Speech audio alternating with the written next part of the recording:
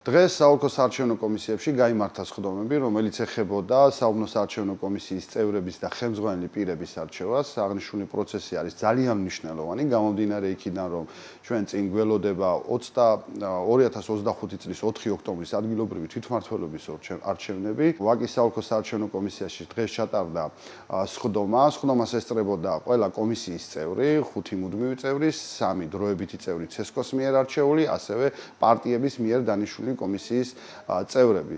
ჯამში შემოსული იყო ვაკის საოლქო საარჩევნო კომისიაში განცხადების სახით 564 განცხადება.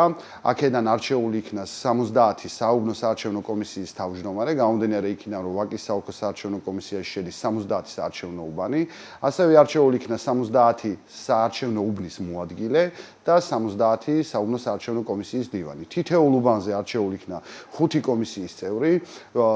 დარწმუნებული ვართ, რომ არჩევნები ჩატარდება ძალიან მაღალი სტანდარტით, გამომდინარე იქიდან, რომ ყველა აპლიკანტი, განცხადების შემომტანი გახლავთ კვალიფიციური კომისიის წევრი. საარჩევნო კანონმდებლობის სრული დაცვით გაიმართა საუბნო საარჩევნო კომისიის ხელმძღვანელი პირებისა და წევრების არჩევა. დანი საოლქო საარჩევნო კომისიამ აირჩია 222 ხელმძღვანელი პირი და 364 საუბნო საარჩევნო კომისიის წევრი. ჯამში კი დაკომპლექტდა 64 საარჩევნო უბანი. არჩეული პირები 4 ოქტომბრის მუნიციპალური ორგანოთა არჩევნებისთვის გაივლიან შესაბამის ტრენინგებს, რაც გულისხმობს არჩევნო საკითხებისა და ტექნოლოგიების შესახებ, როგორც თეორიული, ასევე პრაქტიკული ცოდნის მიღებას და კვალიფიკაციის ამაღლებას ამ კუთხით. საარჩევნო ადმინისტრაცია საკმაოდ აქტიურად ემზადება კომპლექსური არჩევნებისთვის. საუბნო საარჩევნო კომისიის ხელმძღვანელი პირებისა და წევრების არჩევა კი ამ მზადების შემადგენელი ნაწილია და მიუყვებით გრაფიკით გაწერილ ყველა აქტივობას ორგანიზებულად, რათა ამომრჩევლს დავხვდეთ სრულ მზადყოფნაში. თაწმინდის საოლქო საარჩევნო კომისიაში გაიმართა სხდომა, რომელიც ეხებოდა საუბნო საარჩევნო კომისიის ხელმძღვანელი პირებისა და წევრების